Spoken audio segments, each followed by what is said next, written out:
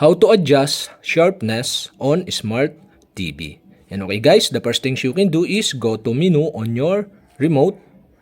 And now you can see the option here, and you'll have to do is go to settings. Here in settings, in picture, okay, go to picture, and you can see here the picture mode settings.